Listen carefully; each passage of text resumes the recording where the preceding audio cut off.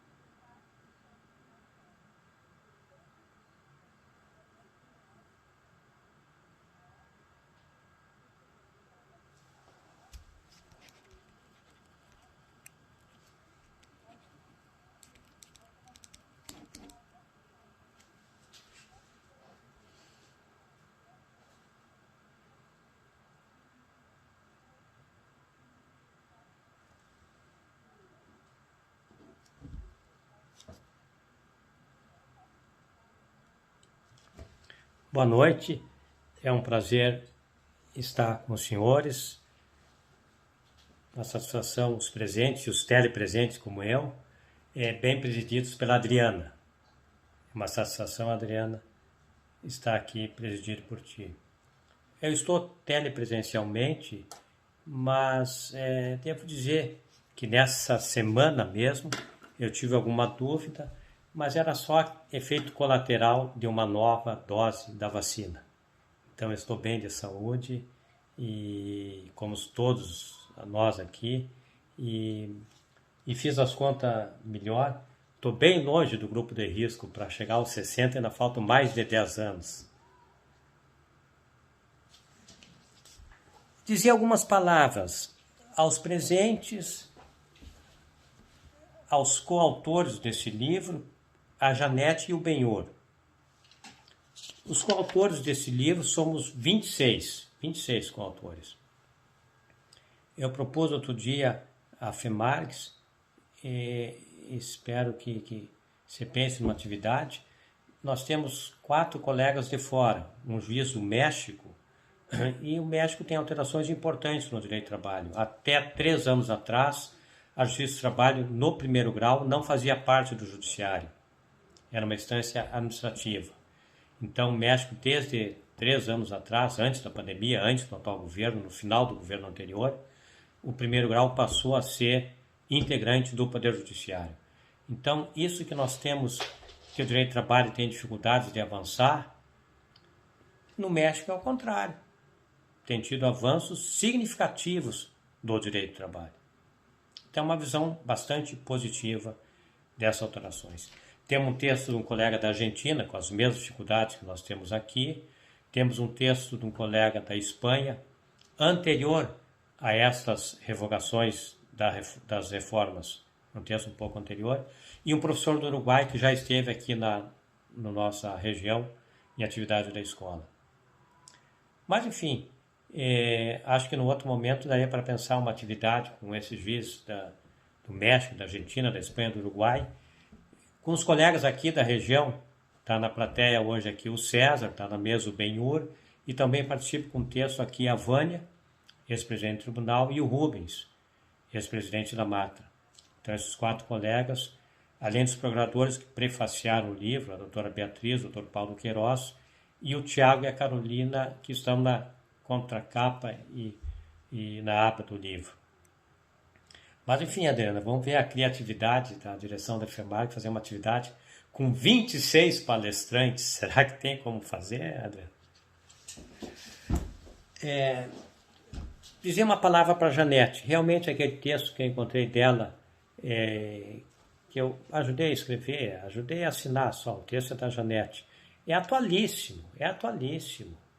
O sumaríssimo veio para simplificar, mas ali se reafirmou. Tem alguns conceitos ali e que o Código de Processo, mais ainda, é a liberdade probatória. Nós temos que avançar para um direito processual mais participativo.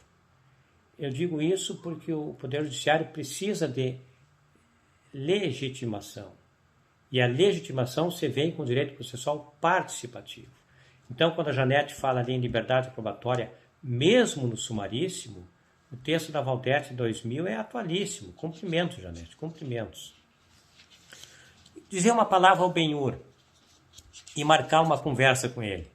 Porque o Benhur, não nesse tema que ele tratou hoje aqui, mas no outro tema que ele tratou com maior frequência, o artigo 515 do Código de Processo anterior, a causa madura, o artigo 515, eu acredito que ele foi, usar uma palavra que é dos colegas lá da turma, que ele foi desdobrado. Ele foi desdobrado no 938 e no 1013. Então não é que o 515 desapareceu. O 515 foi desdobrado no 938 e no 1013, quando fala dos poderes do relator e quando fala da instrução probatória.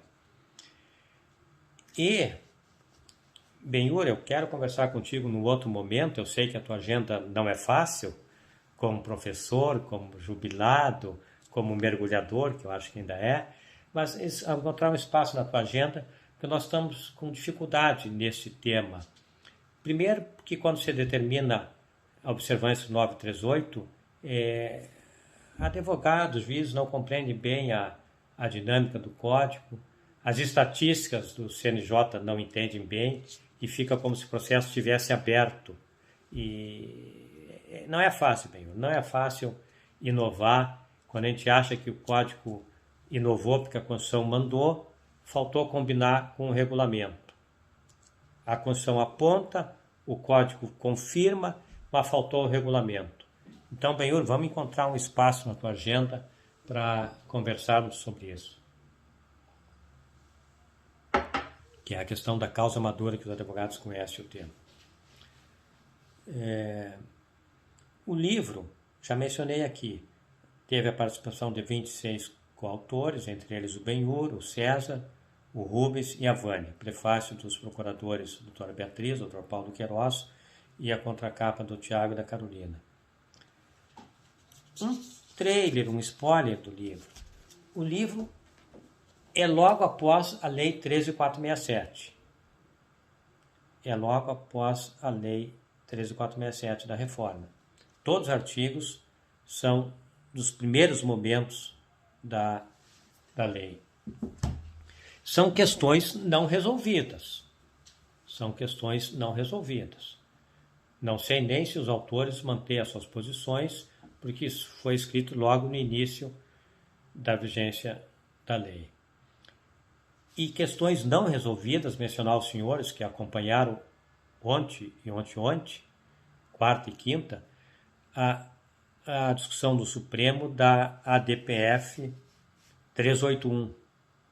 A ADPF 381, que trata das horas extras dos motoristas. Das horas extras dos motoristas, ponto. Mas o tema 1046 trata da prevalência de todas as normas coletivas sobre a lei. Eu assisti a primeira parte do voto do ministro Gilmar na quarta-feira. Depois assisti a segunda parte do voto dele. Ele concluiu falando só dos motoristas. Embora toda a fala do penúltimo dia tivesse sido da prevalência da norma coletiva sobre o legislado. Assisti o início do belíssimo voto da ministra Rosa, que foi quem abriu a divergência, E na minha contagem, na contagem do site do TST, a contagem estava assim: 3 para não admitir a DPF, 3 para admitir, mas julgar improcedente, 5-3 pela improcedência, mas o site Migalhas fez uma contagem diferente, 4-5, 4-5 pela improcedência, 4-5 pela improcedência. Falta o voto dos ministros Dias Toffoli e ministro Fux, a princípio para a semana que vem. Pelo que eu entendi da parte final do voto do relator, ministro Gilmar, é só a questão dos motoristas. Não é todo o tema que tinha no despacho do tema 1046, que todas as normas prevalecem sobre a legislação. Então, vejam, são questões não resolvidas. Semana que vem continuaremos nesse debate. Nós temos novidades, já mencionei aos senhores brevemente, a Espanha está tratando de revogar as suas reformas trabalhistas, especialmente em 2 temas. O trabalho temporário, que houve uma adoção exagerada do trabalho temporário na Espanha, todos sabemos disso, e na questão da ultratividade. A ultratividade das normas coletivas é um debate inconcluso no nosso país. Nós tivemos aquela decisão do TST, aquela súmula 277, e mencionar um detalhe que talvez os senhores não tenham percebido. Naquele projeto de reforma do presidente Michel Temer, que foi apresentado em dezembro do último ano dele como presidente, ali tinha ultratividade.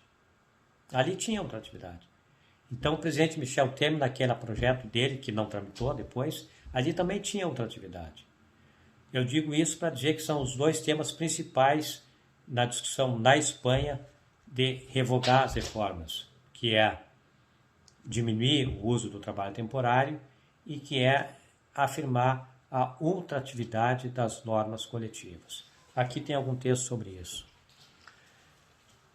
Dito tudo isso, eu digo que teremos muita novidade no próximo ano. Acredito que o direito do trabalho vai sobreviver este ano e vai se revigorar no próximo ano. Nós temos um país com mais trabalhadores precários do que trabalhadores formais. Os senhores sabem que no Brasil o salário passou a ser mais importante do que os serviços públicos, saúde, educação, lá pela década de 60, final dos anos 50, até ali, o que o Estado passava em benefícios era mais importante, numericamente, do que o que era passado em forma de salário. Então, o salário é uma novidade para nós do final dos anos 50 e início da década de 60 para cá.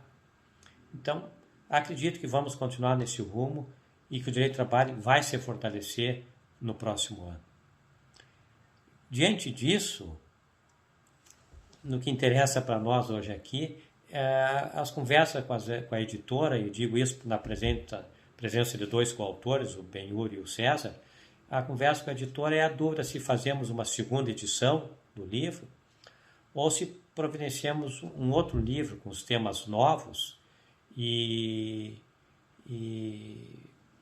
porque acredito que, ainda que não tenhamos resolvido os temas que estão aqui, já teremos temas novos já no início do próximo ano.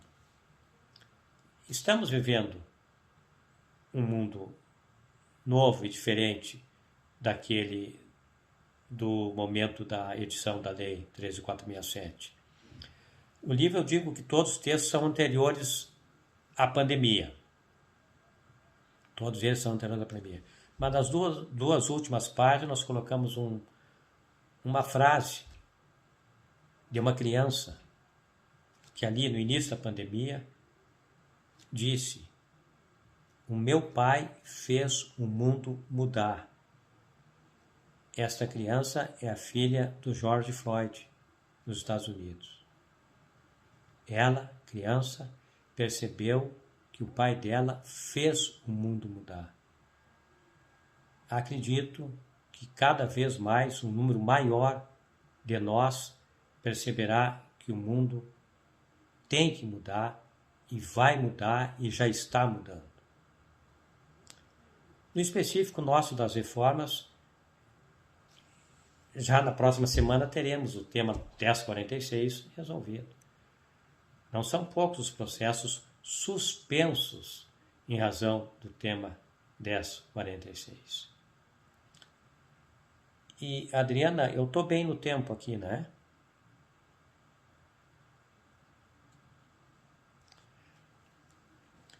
Então, eu vou fazer uma provocação aos poucos juízes que estão presentes, que os advogados não ouçam, vou tapar o microfone que os advogados não ouçam.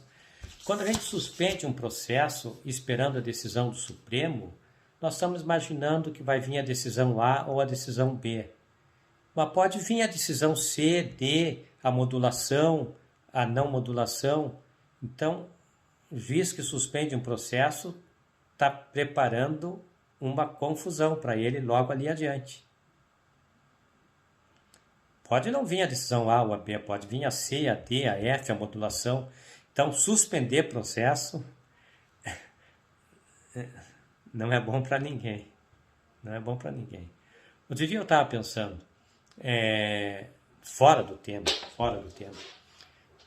O juiz não tem o poder de suspender processo na Constituição. A Constituição dá o poder do juiz decidir ou não decidir. O Código de Processo, para acertar a sua coerência, na lucidez, na inteligência, no gênio do ministro Buzaide, criou a suspensão do processo para poder ter uma harmonia a certos institutos ali. Para o Código de 73 poder ter uma certa harmonia. Uma solução de contorno, como diz o técnico de informática, uma solução de contorno para poder resolver certas questões. Então, o juiz suspende o processo. Mas, a rigor, na Constituição, o juiz tem o poder de julgar ou de não julgar. Nós não temos esse poder de suspender processo. Isso é um recurso que você tem, um instituto que você tem, para manter a coerência em certas situações excepcionais. Mas, enfim, a partir da semana que vem teremos o tema 1046 resolvido. Para finalizar, Adriano, eu lembro aquela música de que o tempo não para. O tempo anda e não para. O relógio não tranca. O tempo não para. E nós, profissionais do direito, com muita facilidade, sabemos identificar o rumo da história. A maioria de nós acerta e percebe o rumo da história. O que é difícil para nós e que é um desafio para nós é acertar a velocidade do rumo da história. Isso é a parte mais difícil. Acertar a velocidade do rumo da história. E então, sendo assim, Adriana, eu não sei se convido os colegas e advogados para visitarem esse livro ou para escreverem para uma coletânea para um próximo livro. Sendo-se todos pré-convidados. E obrigado pela atenção.